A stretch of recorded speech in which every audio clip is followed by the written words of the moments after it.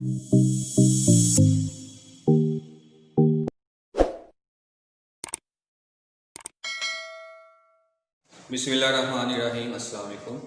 आज हमने शुरू करना है chapter number 4, turning effect of a forces. कि जब हम फोर्स लगाएं और फोर्स जो है वो किसी बॉडी को टर्न कर दे, घुमा दे, तो उसके क्या क्या असरात हो सकते हैं। फर्स्ट टॉपिक है like and unlike parallel forces.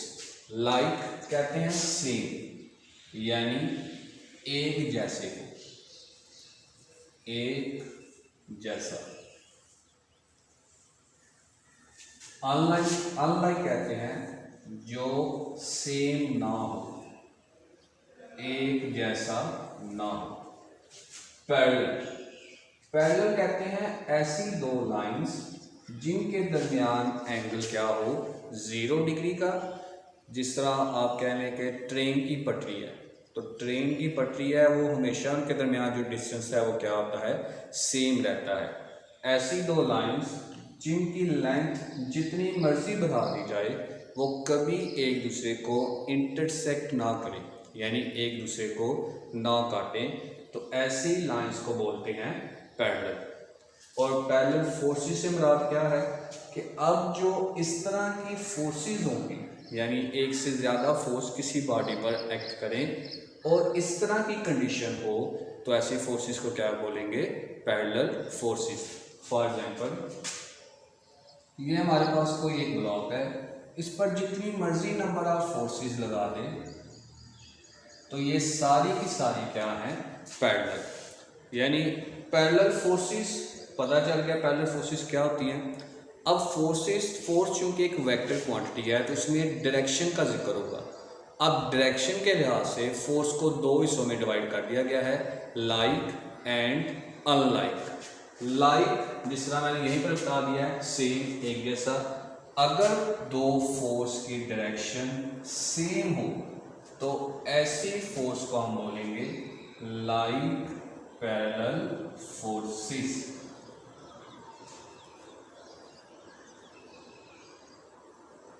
यानी ये लाइक क्यों है, क्योंकि इनकी डायरेक्शन क्या है, सेम।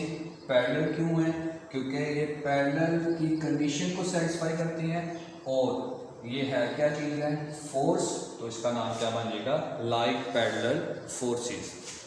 इसी तरीके से अगर एक फोर्स इस तरह हो, पैरेलल तो है लेकिन एक की डायरेक्शन इस साइड पर हो और दूसरी की डायरेक्शन पहले के ऑपोजिट हो, तो ऐसी फोर्स को हम बोल देंगे अनलाइक पैरेलल फोर्सेस। अनलाइक क्यों है, क्योंकि इनकी डायरेक्शन क्या है, सेम नहीं है। पैरेलल क्यों है, क्योंकि पैरेलल की कंडीशन को सेटिस्फाई करते हैं। और ये हम फोर्सेस लगा रहे हैं तो इसका नाम क्या बनेगा, अनलाइक पैरेलल फोर्सेस। उसके बाद है जी एडिशन ऑफ फोर्सेस, फोर्सेस को जमा करना। चूंकि मैंने पहले बता दिया फोर्स हमारे पास क्या है, एक वेक्टर क्वांटिटी है। तो वेक्टर क्वांटिटी में हम दो चीज़ों का जिक्र करते हैं, मैग्नीट्यूड प्लस डायरेक्शन। अगर ये एक स्केलर क्वांटिटी होती है तो स्केलर क्वांटिटी में से उसी मैग्नीट्यूड का जिक्र किया जाता है, उसको ऐड करना बड़ा आसान काम है। फॉर एग्जांपल, हमारे पास कोई भी कह लें कि अगर ये स्केलर क्वांटिटी होती है 5, जिस तरह एक स्केलर क्वांटिटी है, प्लस 5 एक स्केलर क्वांटिटी है, इसको ऐड करेंगे क्या जवाब आ जाएगा, 10। लेकिन चूंकि यहाँ पे अब डायरेक्शन का जिक्र हो रहा है, चूंकि एक वेक्टर क्वांटिटी है, तो इसको जब ऐड करना है तो इसको ऐड करने का एक स्पेशल रूल होता है जिसे कहते हैं हेड टू टेल रूल। हमारे पास जितनी मर्जी नंबर ऑफ फोर्सेस हो, जो सी मर्जी उसकी डायरेक्शन हो, इन सब को जब ऐड करेंगे तो हमारे पास एक सिंगल फोर्स जो है वो हासिल होगी, जिसे हम कहते हैं रिजल्टेंट, और इसको रिप्रेजेंट किया जाता है आर से। अब रिजल्टेंट क्या है, फॉर एग्जांपल ये 3 फोर्सेस हैं, इसको कह लो F1, इसको कह लो F2, इसको कह लो F3। तो इन तीनों का रिजल्टेंट क्या होगा, F1 plus F2 plus F 3। तो फोर्सेस को ऐड करना क्या कहलाता है? Addition of forces. अब फोर्स को हम किस तरह ऐड कर सकते हैं? जिस तरह मैंने बता दिया, हेड टू टेल रूल के जरिए। अब हेड टू टेल रूल क्या होता है, या किस तरह हेड टू टेल रूल के जरिए इसको ऐड किया जाता है, तो वो भी यहाँ पर देखिए लॉन्ग क्वेश्चन के तौर पर आएगा हेड टू टेल रूल, या फिर शॉर्ट क्वेश्चन के तौर पर। शॉर्ट में अगर आया तो आपने सिर्फ हेड टू टेल रूल की डेफिनेशन लिखनी है। लॉन्ग में आया तो लॉन्ग में देखिए, फॉर एग्जाम्पल हमारे पास दो फोर्सेज हैं, ए को कह लो F1 इस तरह की, ए को कह लो F2। अब हमने पीछे पढ़ा था यूनिट ऑफ फोर्स, फोर्स का जो यूनिट है वो क्या होता है जी? न्यूटन। अब अगर हमने इस फोर्स को ऐड करना है, इस फोर्स को हम ऐड एक प्लेन में ही कर सकते हैं, जो मैंने बता दिया था कि आपके लेवल में दो ही प्लेन का जिक्र हुआ है, एक्स और y का। ये जो हॉरिजॉन्टल लाइन है इसे क्या कहते हैं? एक्स एक्सिस, और ये जो वर्टिकल लाइन है इसे हम क्या कहते हैं? y axis. ये ऑरिजिन यानी इस पॉइंट पर x की भी सारी वैल्यू 0 है और y की भी सारी वैल्यू क्या है? 0 है। यहाँ पर अगर हमने किसी फोर्स को या हेड टू टेल रूल के जरिए फोर्स को ऐड करना है, तो सबसे पहले हमें चाहिए क्या? हमें एक सूटेबल स्केल की जरूरत पड़ेगी। तो स्केल में चूंकि जितने भी डिवीजन है वो किस में होते हैं? सेंटीमीटर में। जाके फोर्स किस में आएगी? न्यूटन में। तो हमने तो स्केल के मुताबिक इसको ड्रॉ करना है, तो हम यहाँ से कंसीडर कर लेंगे कि जो हमारे पास 2 न्यूटन है, फर्ज कर लिया किसके बराबर है? 1 सेंटीमीटर के। इसी तरीके से 4 न्यूटन किसके बराबर आ गया? 2 सेंटीमीटर के।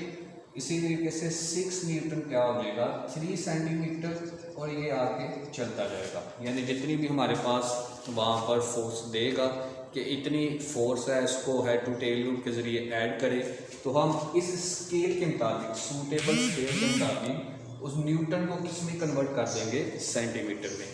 क्यों कन्वर्ट किया? क्योंकि फोर्स हमेशा क्या होती है? न्यूटन में। जिस तरह मैंने बता दिया फोर्स का यूनिट क्या है जी? न्यूटन। लेकिन हमारे पास कोई भी स्केल ऐसा मौजूद नहीं है जिसमें डिवीजन्स न्यूटन में हो। अगर आप एक ज्योमेट्री का स्केल भी देख लें तो उसमें डिवीजन्स या तो सेंटीमीटर में होंगी या फिर मिलीमीटर में होंगी, लेकिन मिलीमीटर डिवीजन जो है वो बहुत छोटा होता है, उसमें एरर जो है वो ज़्यादा आ सकता है, क्योंकि उसको चेक करने के लिए डिस्टेंस जो कि जितना कम होगा उतना उसको चेक करना क्या हो जाएगा? मुश्किल। उसमें गलती का इम्कान क्या होगा? ज़्यादा। तो इसलिए हम यहाँ पर बड़े डिवीजन किसको क्लियर कर लेंगे? वो क्या हो जाएगा? सेंटीमीटर। तो फिर सूटेबल स्केल जो है वो सबसे पहले हम क्या करेंगे? यहाँ से जो सूटेबल स्केल है उसको कंसीडर कर लेंगे, जो मैंने यहाँ पे कंसीडर कर लिया। अब इसको एक्स वाई प्लेन में ऐड करेंगे। हेड टू टेल रूल कहता है कि सबसे पहले फर्स्ट वेक्टर को सेम मैग्नीट्यूड, सेम डायरेक्शन के साथ उठाएंगे और इसको एक्स वाई प्लेन में ड्रॉ कर देंगे। फॉर एग्जांपल ये हमारे पास जो लेंथ है, जो F1 है वो दी हुई है 6 न्यूटन। अब 6 न्यूटन किसके इक्वल है? 3 सेंटीमीटर के। तो हमने स्केल जो हम यूज़ कर रहे हैं, यहाँ से हम 3 सेंटीमीटर जो लाइन है वो ड्रा करेंगे। लेकिन जो चीज़ ये में रखनी है वो ये है कि इसकी डायरेक्शन चेंज ना हो, इसकी जो डायरेक्शन है वो सेम रहनी चाहिए, क्योंकि डायरेक्शन चेंज हो जाएगी तो उस सूरत में वेक्टर क्वांटिटी की जब डायरेक्शन चेंज करेंगे तो उस सूरत में उसकी मैग्नीट्यूड भी चेंज हो जाएगी। यानी अगर वो पहले प्लस में है तो किसमें बन जाएगी? माइनस में। अब हेड टू टेल रूल कहता है कि जो दूसरी फोर्स है इसकी टेल, ये जो इसको हम कहते हैं हेड, सर, सिर इस पर, और ये जो हिस्सा है इस हिस्से को हम कहते हैं टेल। तो हेड टू टेल रूल के मुताबिक पहले जो सेकंड फोर्स होगी उसकी टेल को फर्स्ट फोर्स के हेड के साथ कंबाइन कर देंगे। अब कितने हम लाइन ड्रा करेंगे? फर्स्ट कर लेंगे, हमारे पास आ गया जी F2 है 8 न्यूटन। तो 8 न्यूटन यहाँ से कितना हो जाएगा? 4 सेंटीमीटर। तो आपने स्केल के ज़रिए 4 सेंटीमीटर जो लाइन है वो यहाँ पे ड्रा कर देनी है। ये लाइन ड्रा हो गई। अब आप इसके इसकी डायरेक्शन की बात करेंगे तो डायरेक्शन इस फोर्स की जहाँ पर होगी वहीं पर हम डायरेक्शन जो है वो ड्रा करेंगे। तो इसकी टेल फर्स्ट फोर्स के फर्स्ट वेक्टर के हेड के ऊपर, ये हमारे पास है F1, ये हमारे पास क्या है F2। इसी तरीके से अगर बहुत ज़्यादा नंबर ऑफ फोर्सेज हैं, F3 है, F4 है, F5 है, वो आपको गिवन होगी इतने न्यूटन है, आप इस स्केल के मुताबिक देखेंगे कितने सेंटीमीटर में वो बनता है, उतनी सेंटीमीटर में यहाँ पर लाइन ड्रा कर देंगे। लेकिन ये ज़हन में रखना है कि जिस तरह की डायरेक्शन दी होगी उसी हिसाब से आपने लाइन ड्रा करनी है, और उसी हिसाब से आपने वहाँ पर हेड ड्रा करना है जो हम पे उसने फोर्स में गिवन होगा, दिया होगा। तो इन फोर्स को, ये हमारे पास सेकंड फोर्स आ गई। अब resultant force head to tail rule के मुताबिक क्या होता है, रिजल्टेंट फोर्स एक ऐसी लाइन है जिसका हेड सेकंड वेक्टर या लास्ट, अगर बहुत ज़्यादा फोर्सेज हैं तो लास्ट वेक्टर के हेड के साथ, और जो टेल है वो फर्स्ट वेक्टर की टेल के साथ, यानी हेड सेकंड लास्ट वाला जो फोर्स होगा उसके हेड के साथ, और जो टेल है फर्स्ट वाली जो फोर्स है या फर्स्ट वाली जो वेक्टर क्वांटिटी है उसकी टेल के साथ। और रिजल्टेंट को हम किससे रिप्रेजेंट करते हैं, आर से, और ये रिजल्टेंट किसका है, इन दो फोर्सेज का, और इन फोर्सेज का नाम क्या है F1 F2। रिजल्टेंट क्या बन जाएगा, R equal to F1 plus F2। इस रिजल्टेंट फोर्स की हम दोबारा क्या करेंगे, यहाँ से मैग्नीट्यूड देखेंगे।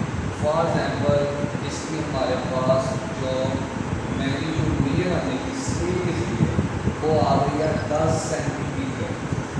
अब 10 सेंटीमीटर यहाँ से हम देखते हैं 10, ये आ गई 4 सेंटीमीटर, ये हमारे पास आ गई जितनी भी इसकी लेंथ होगी। फॉर एग्जाम्पल 10 सेंटीमीटर ज़्यादा लेंथ हो जाएगा, फर्स्ट आ जाएगा यहाँ पर आ गई इसकी 6 सेंटीमीटर।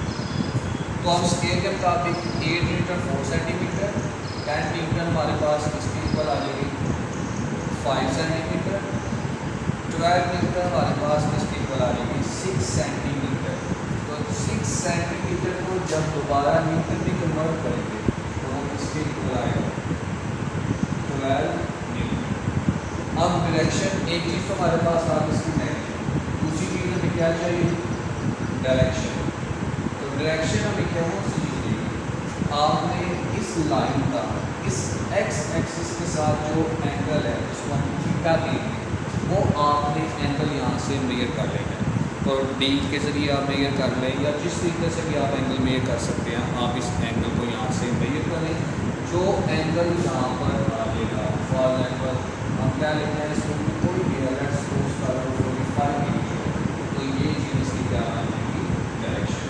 क्योंकि फोर्स में दो ही चीज़ें इंपॉर्टेंट होती हैं, one is its magnitude and other is its direction.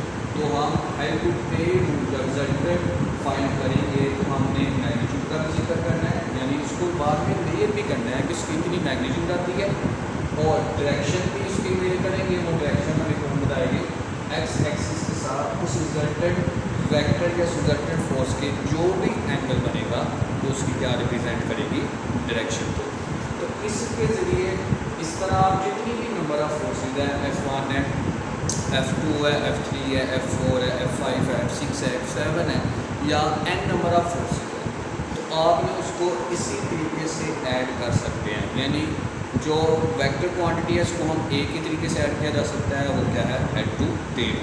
तो दोबारा थोड़ी सी समराइज सभी के तौर पर दोबारा समझें कि सबसे पहले आपने ऐसा प्लेन ड्रा करना है, उसके बाद जितने भी फोर्सेज हैं, फॉर एग्जांपल मैंने यहाँ पर 2 फोर्सेज को लिखा, तो आप ये 2 फोर्सेज ही सपोज कर लें।